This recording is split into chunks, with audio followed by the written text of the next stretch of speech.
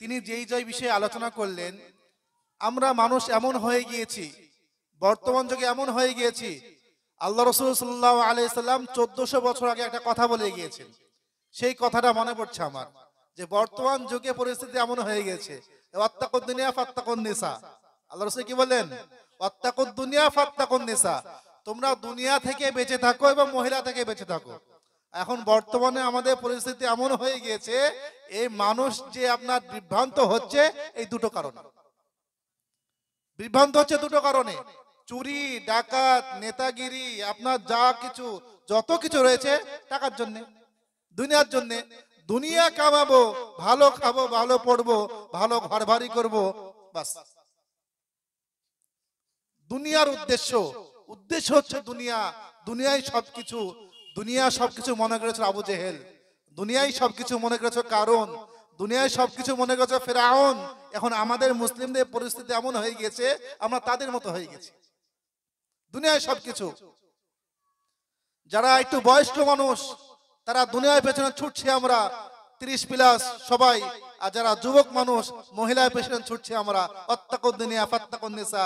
ওই কারণেই আল্লাহ রাসূল সাল্লাল্লাহু আলাইহি ওয়াসাল্লাম বলেছেন, তোমরা যদি কামিয়াবি হতে চাও, প্রকৃত মুমিন হতে চাও, জান্নাতি হতে চাও, দুনিয়া থেকে বেঁচে থাকো আর মহিলা থেকে বেঁচে থাকো।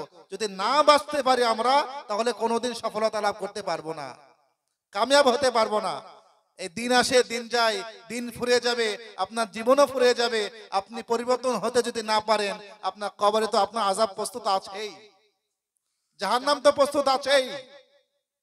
দেখুন, জাহান্নাম আল্লাহ রাব্বুল আলামিন মানব এবং জিনদের জন্য সৃষ্টি করেছে। কোন পশু পাখি, আপনার কোন জীব জন্তু, মানুষ আর জিন ছাড়া অন্য কিন্তু জাহান্নামে যাবে না। আর আমরা জানি যে জান্নাতও সেই 7টা জান্নাত, জাহান্নাম আপনার 7টা জাহান্নাম।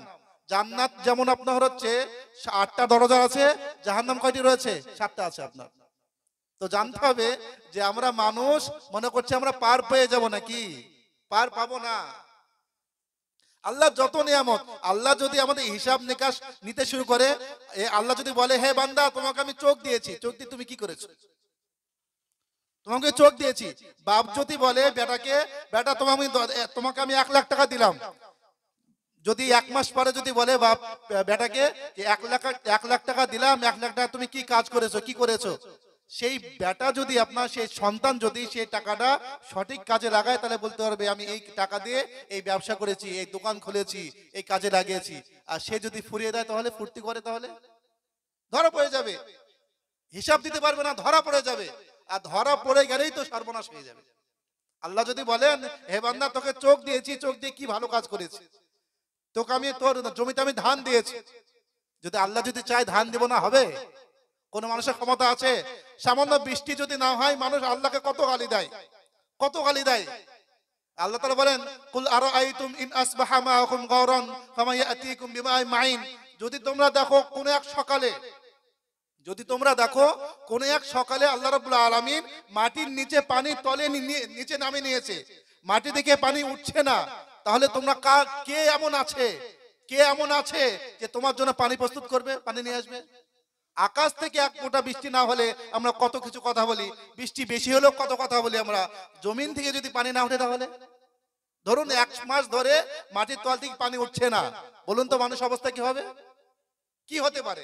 না শুকরিয়া আমরা আল্লাহর এত নিয়ামত, আল্লাহ রাব্বুল আলামিন এত নিয়ামত দিয়েছেন আমাদেরকে, তার সত্ত্বেও আমরা শুকরিয়া আদায় করি না, আমরা আলহামদুলিল্লাহ বলি না, আল্লাহ তাআলা ইবাদতের মগ্ন হয় না, আমরা আল্লাহর পথের দিকে আবার যাওয়ার চেষ্টাই করি না। যাই হোক, আল্লাহ রাব্বুল আলামিন আমাদেরকে সঠিকভাবে সঠিক বুঝ বোঝার তৌফিক দান করুন, আমিন।